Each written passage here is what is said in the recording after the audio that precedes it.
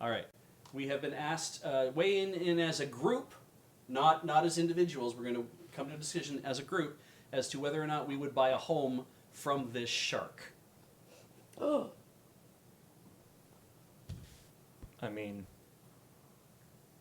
okay, we'll see. Whoop. That might not have been the shark.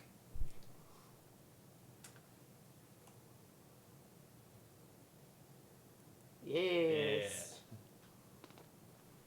I mean, I'm already fairly inclined to. こんにちは不動産エージェントのブローハイです今回は僕の息子も一緒ですこんにちは、ジュニアです。スウェーデンから遊びに来ました。狭くても快適でハッピーな部屋を多くの人に体験してもらうために部屋 That's so ご wholesome. と会いに行きます今日は海辺にやってきましたでも景色以上に素晴らしいのがこの旅するタイニーホーム IKEA のアイテムとソリューションがいっぱい収納スペースもご覧の通りたくさんあるんですいくつかの店舗を回った後 IKEA ファミリーメンバーに貸し出しちゃいますこの部屋に泊まったら家族みんなでくつろいで遊んで楽しみ方は無限大 IKEA に遊びに来て僕たちと一緒にこの家を見てください詳しくは IKEA のウェブサイト SNS をチェック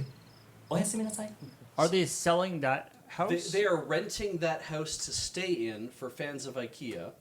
Like that's that's like a show thing, but are they actually selling that house? I don't think they're selling it at either, but would we?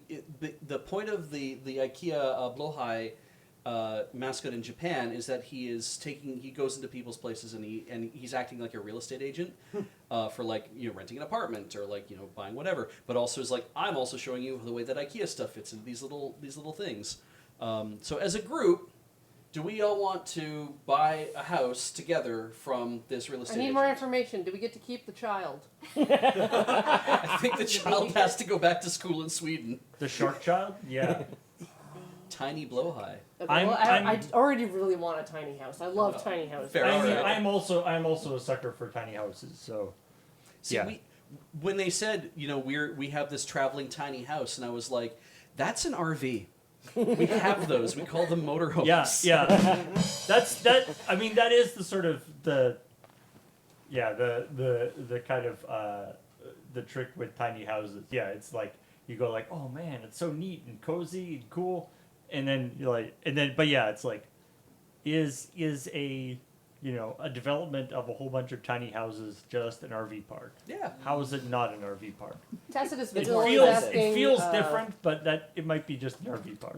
Will Ian fit in a tiny house? And like you all know, he got the tiniest car you can, Yeah. right? Like we got the little mini, so he would love to like hook up a little tiny house to his little tiny car and take it. Much like But- the birds he loves, I think Ian wants a nest. He wants a small What's a hole. little small? Yeah. As long as he can wear his hat inside, he's happy. He wants a nest that's like the ones that the birds that hang them from the tree, and they have the false entrance for the snake, and they have the real entrance that go in the other way. Yes. He wants one of those. He has that forward looking that he wants to keep snakes out of our home. Not just have bird in house. Yes, Like- he does want an entrance for birds.